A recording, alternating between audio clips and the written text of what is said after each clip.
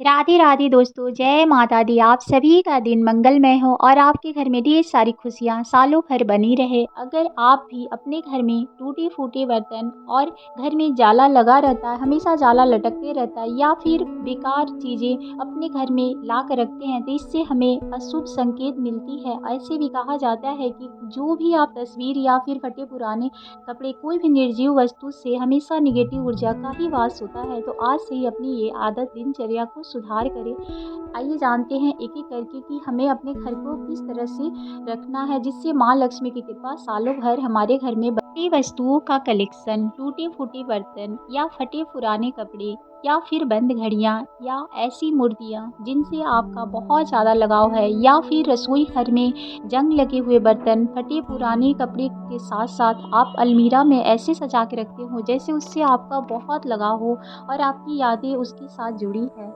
जो लोग शाम के समय दहलीज पे कूड़ा-कचरा जमा करते हैं, या फिर चप्पल-जूता कलेक्शन रखना, चमड़े की चप्पल हमेशा आपके मेन दरवाजे पे खुलना, दहलीज पे बैठना, इस तरह के अगर आप कार्य करते हैं तो आज से ही बंद कर दें, नहीं तो आपके घर में माँ लक्ष्मी की कृपा कभी नहीं होगी। माँ लक्ष्मी वहीं रूठ जाती है जिनके घरों में इस प्रकार की दिनचर्या होती है। अगर आप शाम के समय सोते हैं या फिर आप अपने घर में ऐसी गलती करते आ रहे हैं जिससे आपके घर में माँ लक्ष्मी कभी नहीं टिकेंगी, तो आज से ही इन वस्तुओं को अपने घर से बाहर करें या अपनी दिनचर्या को भी सुधार कर सकें, जिनसे आपके घर में माँ लक्ष्मी की कृपा बनी रहेगी और दरिद्रता बिल्कुल भी आपके घर में वास नहीं करेगी। तो आइए जानते हैं कैसे हमें अपने घर की साफ सफाई रख के अपने घर में माँ लक्ष्मी का वास करना है।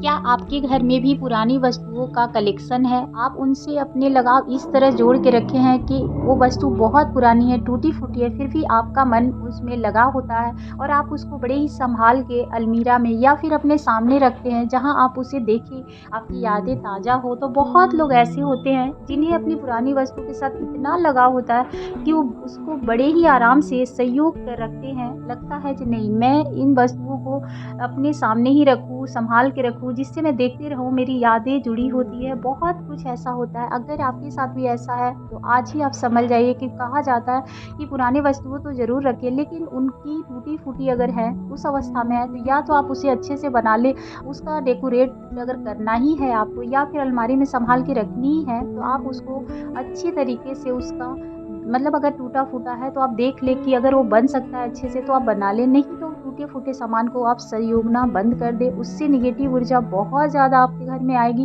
और आपके घर की जो भी वातावरण है वो तो अशुद्ध होता ही है। साथ में आपके घर में बहुत सारी परेशानियों का भी आना-जाना लगा रहता है। ऐसे भी कहा जाता है कि पुरानी वस्तु, जो भी निर्जीव वस्तु होती है, उसमें नकारात्मक ऊर्जा का वास बहुत अधिक होता है। कहते हैं टूटे-फूटे बर्तन हो गए या फटे पुराने कपड़े या फिर जंग लगा हुआ लोहा या बंद घड़ियाँ, या फिर आपके घर में मतलब मूर्ति जो थोड़ी क्रैक हो गई है, या फिर बहुत सारी तस्वीरें होती है जैसे हम सजाने के लिए अपने घर में ले आते हैं, या डूबती हुई नाव या फिर ताजमहल। इस तरह की बहुत सारी ऐसी वस्तुएं हैं जो नकारात्मक ऊर्जा का प्रवेश हमारे घर में करती है। तो माँ लक्ष्मी के साथ उनकी बहन अलक्ष्मी भी घर में वास करने लगती है। फिर आप कितना भी कमा ले, कितना भी धन अर्जित कर ले, आपके घर में बिल्कुल भी नहीं टिकेगी। हमेशा कोई ना कोई परेशानियाँ तो लगी ही रहेगी। अगर आप इन सब से बचना चाहते हैं तो पुरानी वस्तु ज़रूर रखें, लेकिन उसकी अवस्था अच्छी होनी चाहिए।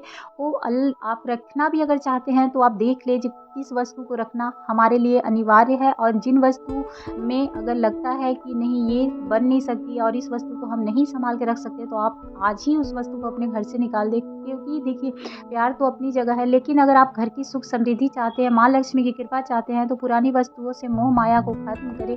हमारे जीवन में ऐसे भी कहा जाता है, जब भगवान एक शरीर बनाते, वो तो पूरी जीवन नहीं रहती, तो समान और एक निर्जीव वस्तु से इतनी भी मोह माया नहीं होनी चाहिए। आप ज़रूर रखें जो वस्तु आपकी अच्छी अवस्था में है, बार-बार आप उसकी साफ-सफाई करते हैं तो आप ज़रूर रखें, लेकिन कुछ ऐसी वस्तु अपने घर में ना रखें जिससे नकारात्मक ऊर्जा का वास होता ही रहता है।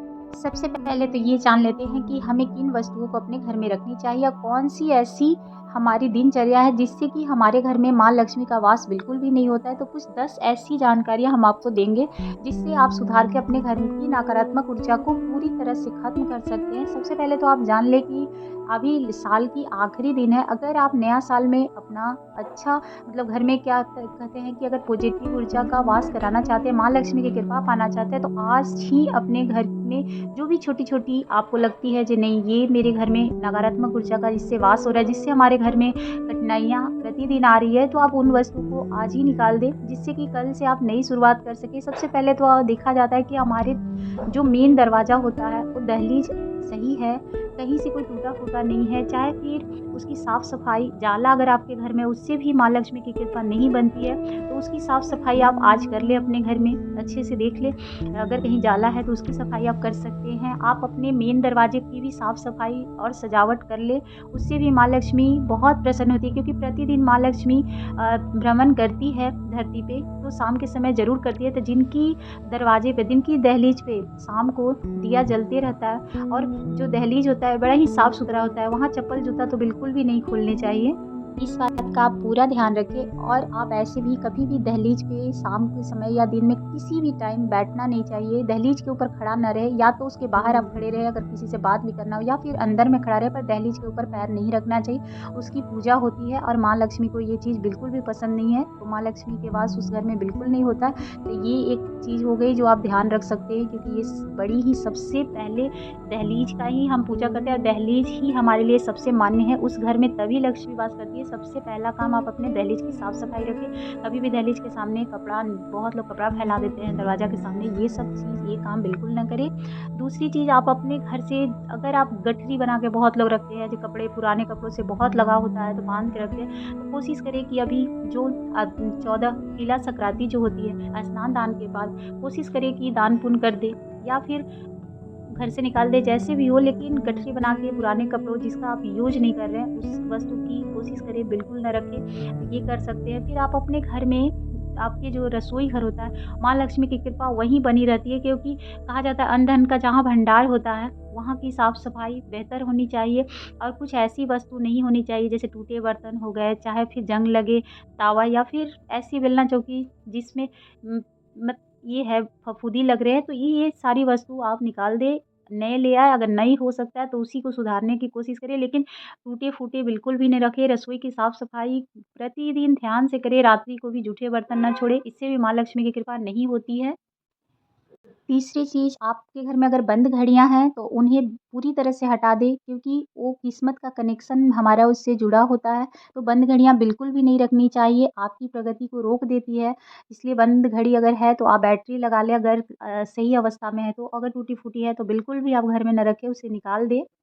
अ, चौथी बात ये होती है कि आपका जो कहा जाता है बैठक रूम जिसे कहते हैं हम, ड्राइंग रूम कहते हैं, अगर उसकी साफ-सफाई विशेष रूप से ध्यान दें, उसमें आपके बिस्तर या फिर आपके सोफ़ा, ये सब जो भी लगी है सजावट की चीज़, वो बहुत अच्छी अवस्था में होनी चाहिए, टूटी-फूटी बिल्कुल नहीं होनी चाहिए, इस बात का ध्यान रखें।